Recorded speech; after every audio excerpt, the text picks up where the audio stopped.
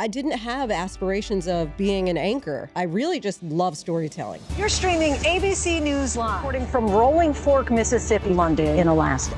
Thanks so much for streaming with us. Twice I've been asked, what's my superpower? Empathy. I think I'm able to imagine walking a mile in someone else's shoes. What does preparation look like when you've got 67 million people watching? All right, everyone, welcome back to Post Run High. Today's guest is Linsey Davis. She's an award-winning journalist, ABC News anchor, best-selling author, mom, and so much more. I'm so excited to get in today's convo, Linsey. Oh, thank you for having me. This is fun. How was the run for you? It was good. I mean, as I was telling you, I guess I'm just still congested because I was more breathy than I thought. I was like, Linsey, you are not in shape. But it was it went so fast just having a conversation. I love to talk and run. There are very few other people who I meet that like to do the same. I remember one time I was going for a run with my sister, and I was like, oh, this is going to be such a good bonding experience in my head. And we got there, we drove to the beach to run along the beach, and then she popped in her AirPods, and I was like, oh, I guess we're not talking during this run. So I just think that the conversation it just makes the run go so much faster. Linsey and I just got back from running a mile through Brooklyn, and it was so nice finding out that Linsey is a runner and that often you prep for a show by going for a run. It's sometimes something I like to do by myself as well. I mean, there's so many benefits to it, but I do like to have that shared passion with other people. And as we were talking about before, we brought it on our show on ABC News Live Prime, and it's just a fun way to get to know people. Yeah. And we talked about this during the run, but let's talk about how you guys brought it onto ABC because I love the concept. So we decided maybe 4 years ago that it would be a great idea to just bring something that I was passionate about and incorporate it into the show. And so we started thinking about running on the campaign trail and people who are literally running for office, that we could kind of have a little fun with that in a figurative and literal way and run with the candidates. And so the first one we did was Beto O'Rourke, who was running for governor of Texas at that time. Then we did Dr. Oz, who was running for Senate in Pennsylvania. Ended up doing a number of people. It was interesting. Nancy Mace at that time, who's a congresswoman in South Carolina, she had long COVID. So she said she couldn't run anymore, even though she was a runner. So then we kind of started expanding and let people kind of pick whatever exercise or activity they wanted to do. So we went paddleboarding with her and started, biking with different people. But we still called it Race to November, and we were just moving forward in whatever way on the campaign trail. And I just love the idea because quite often, in particular with politicians, you have them all buttoned up and kind of sitting all coiffed, and you're just asking the basic same questions about, abortion or gun control or whatever it is. And this was just a way to kind of just get to know them as a person and really humanize them and just find relatable qualities because, running or walking or hiking, it's something that everybody can do. And I think that it just, it gives signals to the viewer. There are ways that they're just like I am too. It's so true that movement fosters incredible conversation. So I love knowing that you guys have been incorporating that into your show. And it not only makes the guest feel human and look human, but I feel like it also, for an interviewer, it helps you come up with ideas and maybe things that you would not have thought of if you weren't moving your body. There's something to it that I find really inspirational. Like I will think about, again, something that might be upcoming that we're going to be, whether it's an inauguration or an election or some big event. And I'll think, oh, wow, we should bring this up. We should talk about this aspect. And as I was mentioning too, just to kind of multitask, quite often I'll listen to an Audible, an audio book while I'm running to prepare for that next big event that I'm covering. I love knowing when staying active is a big part of somebody's life. So I want you to kind of back us up and tell us a little bit about yourself. Where did you grow up? What were you like as a kid? So I'm from South Jersey, Moorestown with an E, as I always say, not to be confused because there's a Morristown in North Jersey. So I'm in a bedroom community of Philadelphia. Go Eagles, by the way. But I think I was very extroverted as a child. I used to dance like Michael Jackson routines during recess and, entertain my family. I would pretend that I had a radio station for whatever reason. I remember being in my grandparents' living room and I would like tell like silly jokes and laugh and be like, ha ha ha, that was just a joke. My family all kind of entertained this concept of me being this entertainer. And then interestingly, I don't know, maybe in late middle school or then getting into high school, I kind of became introverted. I started to just be a little shy. And I think I still am. I mean, I'm the kind of person who at a party where I don't know many people, I'm not gonna go up and introduce myself. And it's something that I think surprises people because I have this very public persona at work. But I actually am really kind of a quiet homebody. I love running, obviously, but I love a good book as well and watching movies and really because I'm so, I think, on the go with my job and career and regularly on a plane. I love just kind of the quiet times at home with family. I would say during high school and everything, I ended up being kind of a nerd. I was playing computer games at home on a Friday or Saturday night. Always had a good group of friends. I just, for whatever reason, I wasn't the one out and at the life of the party or anything, but just all of a sudden just kind of became a little more introverted. I find that with a lot of people, often you go through kind of high school and your adolescence, and it's oftentimes people stray away from kind of some of the things that make them them. Sure. And it's cool to know that you did end up coming back to that It's in full a circle. different way, Yes, you know. yes. You learned that you like being more to yourself in your personal life, but you do like being extroverted with work. My mom always tells the story about how I would, entertain and pretend I had my little radio show. It is interesting that, somehow there was kind of a seed, I guess, that was planted early on of the concept of how I wanted to present information to people and that now I'm, doing this for a living and loving it. What do you think your younger self would think of you now? I think my younger self would be surprised that it all worked out in the end.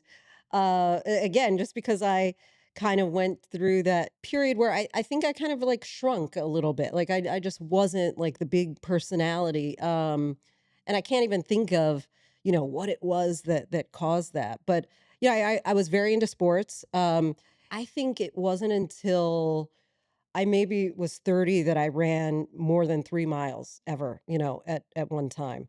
And really what happened, I lived in Indianapolis. I was working at an Indianapolis affiliate there, and the station hosted the mini marathon, which I believe at the time, I don't know that it still holds this title, but it was the largest half marathon in America. And the draw was that you got to run around the Indianapolis Motor Speedway. They would always encourage us at the station to participate. And I lived along this running trail called the Monon Trail, and I would just be sitting there, eating my chips on the couch and seeing people running by and biking by and rollerblading by. After a while, I started kind of preparing and training along the Monon Trail, and ever since that, I started running that every year. And then, as I was saying to you while we were running, I how I met my husband was because my cousin had asked him, "What are you looking for in a woman?" And he simply said one thing, the very high bar of she has to like to run. And that was it.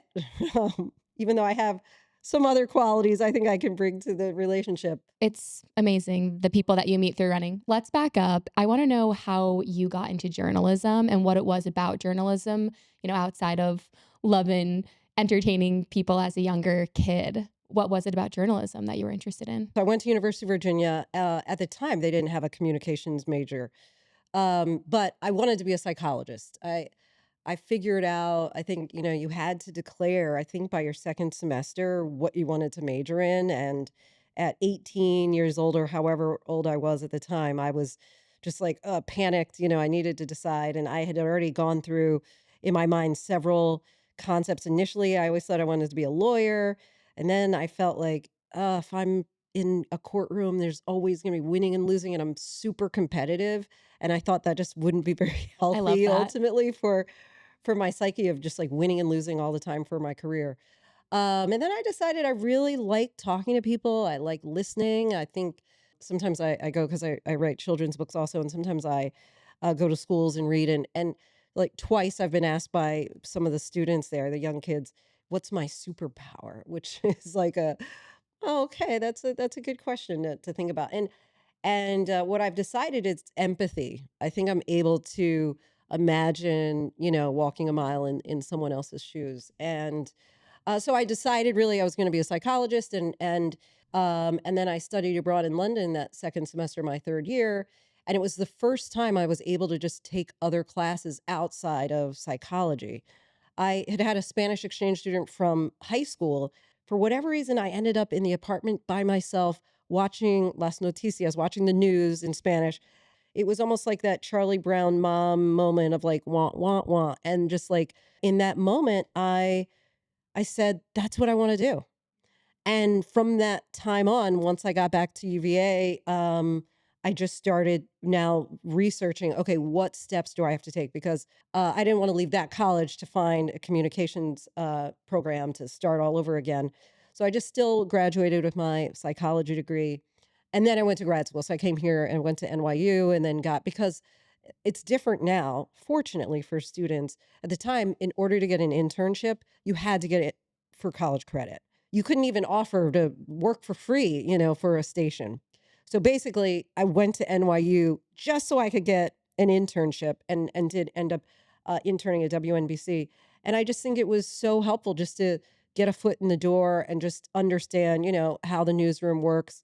And ever since then, just was off to the races. And I don't regret, the psychology major because I think that it helps me relate to people and just kind of meet them where they are. And, on our show, ABC News Live Prime, we talk to authors, entertainers, politicians, and everybody is kind of coming in at a different tone level and a different, background, obviously. And I just think with that background that I have, it just helps me be a little more relatable.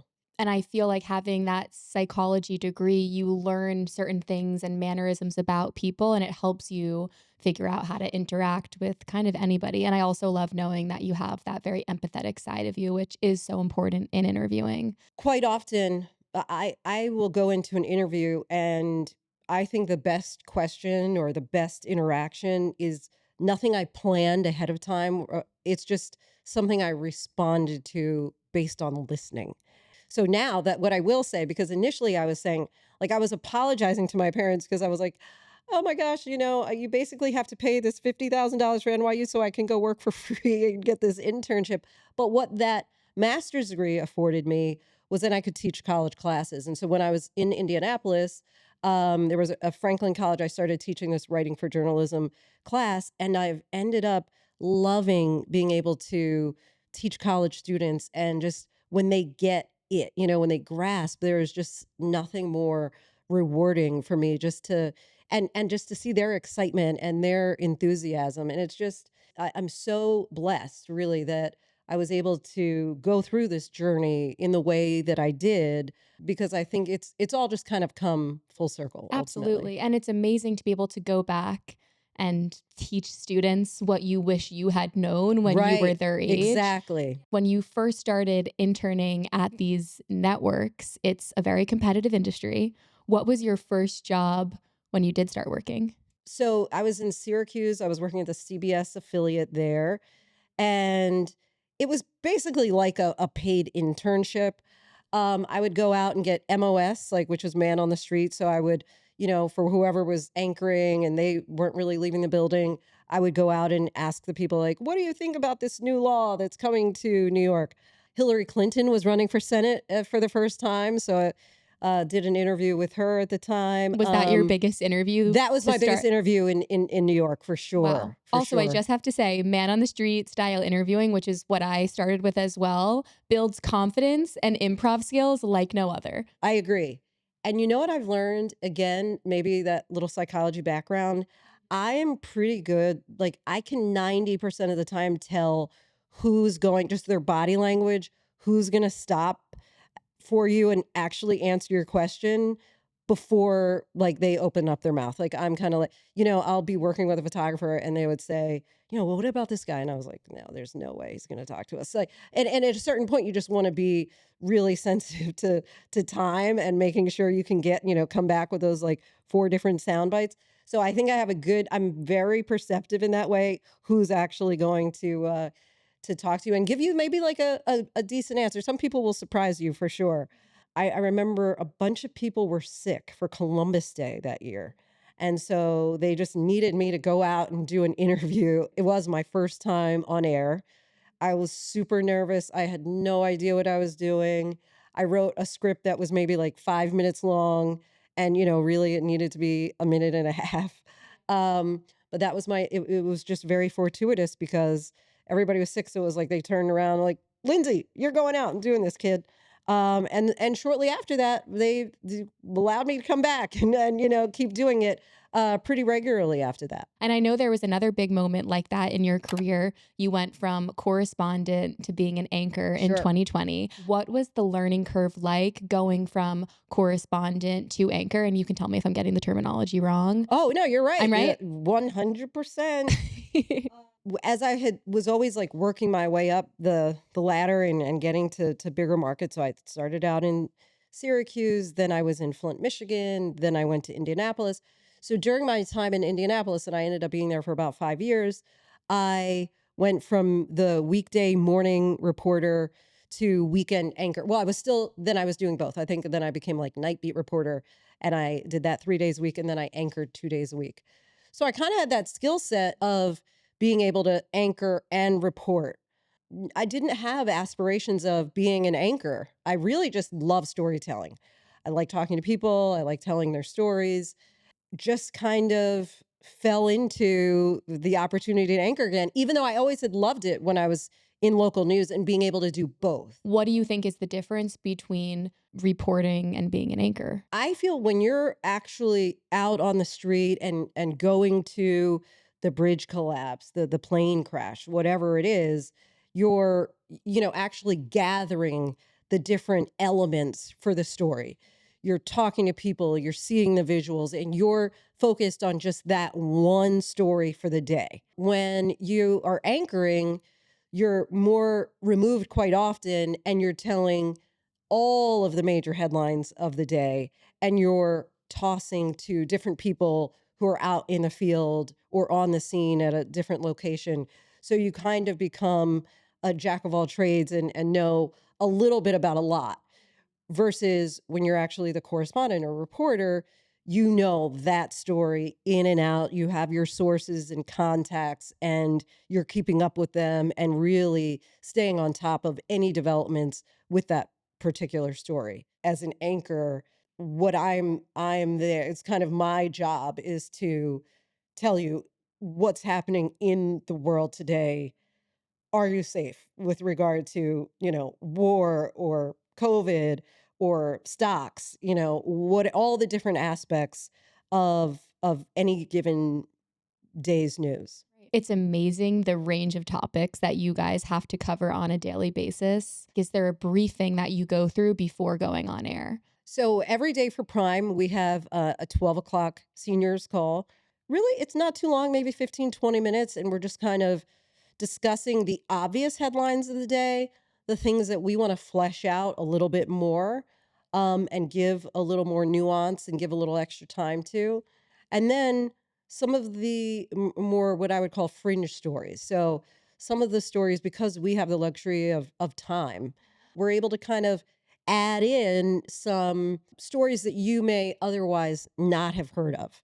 And we do something called Prime Focus every day, where it's an extended story. It might be that where we really focus on something in great detail that you likely will not see anywhere else. And that's what I think is so unique about our show. And to go back to your point of, being an anchor versus a correspondent, the nice thing about our show for me is that I'm able to still do both. So, Even, yesterday I was in Illinois. We were doing a story, a jailhouse interview with Wow. someone who claims that he is innocent and is wrongfully convicted.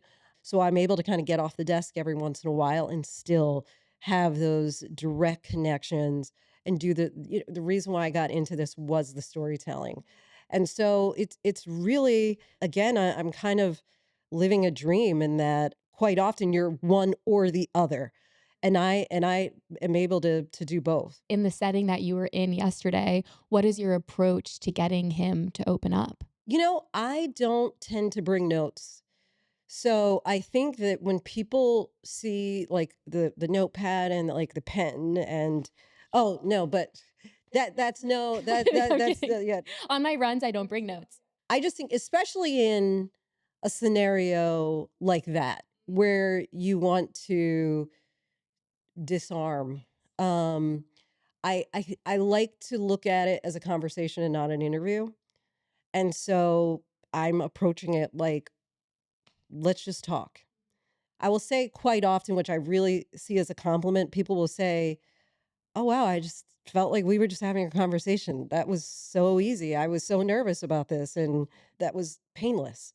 And so I do think that there is an aspect of people when they sit down and they're like, "Oh, I'm gonna get interviewed and I'm gonna get grilled," and they see like the long list of questions where people become a little more tense and don't give you their most authentic answer. So I just look at it like a conversation. And again, mostly I'm following up, mostly because I kind of feel like I come in so prepared and I've researched. If you've written a book, I've read it. If you've started a movie, I've watched it. So a lot of it can just be really organic and just whatever my inherent curiosity is, I'm going to then ask you about it. And quite often, just in the conversation, people will say things that actually become bullet point reminders for me, like, oh, yeah, that's right. We mentioned whatever aspect that they just said. And then it becomes a reminder for me that, yes, I wanted to ask about that. 2024 presidential debate between President Trump and Vice President Harris. What does preparation look like for that kind of a stage when you've got 67 million people watching? It's the most preparation that I ever do in life. When I did my first debate in 2019, which was a Democratic a primary, I was the most nervous I've ever been in my life, bar none. I remember talking to my best friend, and I was just like, it's months away, and when I think about it, I'm having heart palpitations, like, what do I do? I think like anything, once you face the fear and you do it one time, and you decide, "Oh, I did that." And I lived, I lived through it. It just gets so much easier. So I think that even though the stakes were higher, arguably, for the debate that we did in 2024, because I already had done it a few times at that point, it just didn't feel as nerve-wracking because I just felt, "Okay, I've done this. I understand how it works." Going into 2024, it was a little easier to anticipate just because I had done it a few times before. I was able to, work a little smarter, rather than harder in learning as much as I did. I feel like at the end of the day, moderating a debate like that really is a service to the American people. So it's like Sure. you have to go in more prepared than you ever have. Right. Within the craze of world news and debates, which can sometimes be very negative, I love knowing that you've tapped into a different side of storytelling through writing children's books. By the way, guys, all of these books are so Oh, thoughtful. thank you. So, can you kind of walk us through some of your books and where the inspo comes from? Thinking about my son as he was, 2 or 3 and wanting to watch mom on the news, and I just felt like, "Oh, this is too heavy, for a little mind to have to watch." So, I felt this was something that I could share with him that would be the good news, the positive news. And so I knew when shortly after he was born that I wanted to write children's books, and I just carried it with me for a few years because I didn't know how to do it. I didn't know where to even begin, and I didn't know what I wanted to write about. And one day when he was like 2 or 3 and I was driving and he was in the back seat of the car and he asked, "Mommy, does God open up the flowers?" And I just thought, what a sweet and at the same time introspective question. And I, in that moment, was like, I'm going to try and answer that question in a book. I think that's my idea. And unbeknownst to him, he really has been my inspiration for each of the books that I've written. At one point he said he came home from preschool and he said, "How come Santino has two grandmas and two grandpas and I just have one of each?" And he didn't remember his paternal grandmother. His paternal grandfather had already passed before he was born. And so I ended up writing this book, How High is Heaven, about this little boy who's trying to go to heaven to meet his grandparents because when we had this conversation, because he said, I want to go see them. And I said, you'll see them one day, they're in heaven. And he would start asking then questions about what is heaven. And fast forward maybe 2 or 3 months and we were on a plane and he was looking out the window and he was like, I don't see them. And this was out of nowhere. I said, you don't see who? And he was like, I don't see Grandma P. um, Aw. and so he inspired me, to write about, kids who are losing. And unfortunately, it was really during COVID when so many people were losing loved ones, and just trying to explain death, I think, is a really complicated topic, obviously for a young person, but it's necessary to have those conversations, and just the world that he was growing up with the police protests. It was right, after George Floyd was killed and COVID was happening and there was just a lot of tumult that he was about 5 years old and was just asking me questions that were really hard questions. And so I would take his questions and really use it as material for, trying to write a book to explain some hard truths, I guess, in a very palatable and appropriate way for a young mind. I love it. And we love women, obviously, on this podcast. And I especially love Girls of the Girls of the world, World. yes. It's empowering, it's cute, it shows women that they can do anything, especially little girls. So Yes. Even with that one, it's funny because I have a boy, but he inadvertently again inspired that book because I remember one morning he loves waffles. So I said to him, like, why don't you just come in here and you can learn how to make the waffles? And he was like, Mom, that's for girls. And I said, what? No, it's not cooking. It's not for girls. And I said, what are you going to do when you grow up and you're not living with mom anymore? He said, my wife is going to cook. And so I just that's so thought, cute. that's so interesting that he has assigned gender roles already. And I think at the time he was like 7 years old. I really wanted to empower girls, even for him. I mean, I think that it's that males have a role in understanding early on that women are equals and that women need to understand that. So in both sexes, I think it's so important. And I think that it's important to plant these seeds early and not have to change minds as adults, but really inform young people as early as possible. What is something from your career, maybe one thing, one lesson that you want your son to grow up having learned? I think it really goes back to Girls of the World. I think that I just want him to realize that a woman is an equal partner. It's funny to me that he even had this assumption that women are the ones who are at home cooking because other than waffles on a Saturday morning, I'm not really, Maybe it's just like motherly energy, yeah, though. You know what? sure. Girls can do anything, is the Right, message. We can cook, exactly. we can clean, and we can work hard Yes, jobs. that's right. And we can moderate political debates. Yes.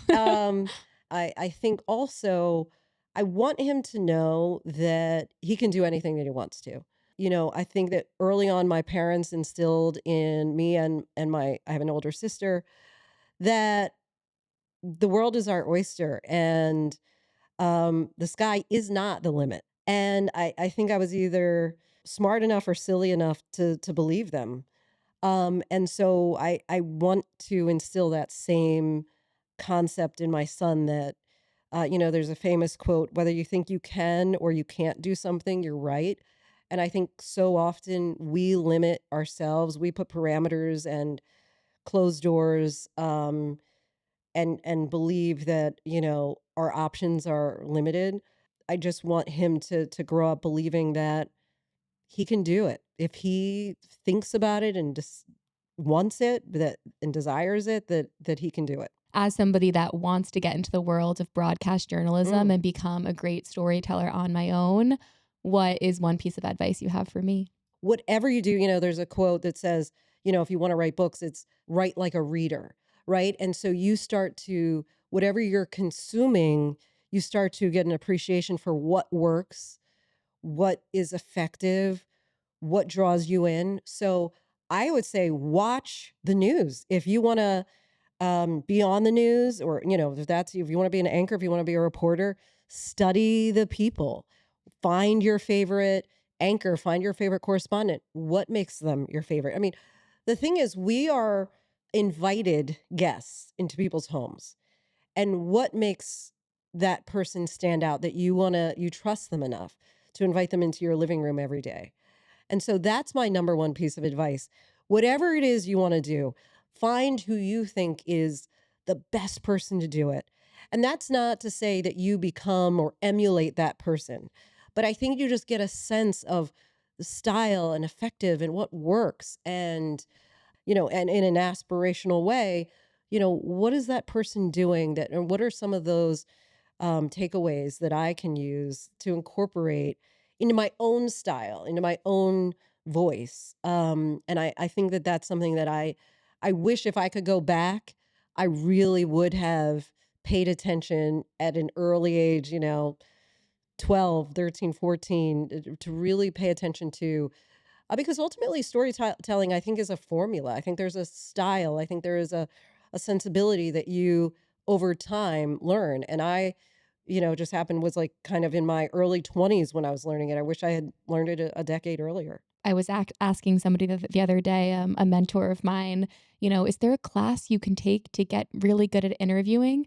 And she was like, well, of course, there's programs and schools and universities, but honestly, you learn by doing and by Mm, watching, exactly what yes. you're saying. Lindsay, what do you have coming up that you're super excited about that you want everyone to know about that's listening or watching? So I'm looking forward to, and I don't have a date yet. I imagine it'll be in April, but we've with Jamie Snow, who I was just mentioning, I went and interviewed him in a prison in Illinois. He says that he's innocent and that he claims that he's been wrongfully convicted for more in excess of 25 years for a murder that he says he did not commit. We went and interviewed all different from Georgetown University students, Jason Flom, of course, the author John Grisham, and then went and interviewed Jamie Snow, his two daughters who are now grown, and so really all aspects. And this is something I happen to have a personal interest in criminal justice and injustice. We've done three prior to Jamie Snow jailhouse interviews. All three of them ended up being released from prison. Wow. We were doing just a kind of a series on wrongful convictions. So I'm really eager to share that with viewers. Hopefully that'll be on ABC News Live Prime at some point in April. That's going to be fascinating. I am so excited to watch. Thank you so much, Lindsay, for sitting down with me today. And thank you to everybody watching and listening. Post run high. Thank you.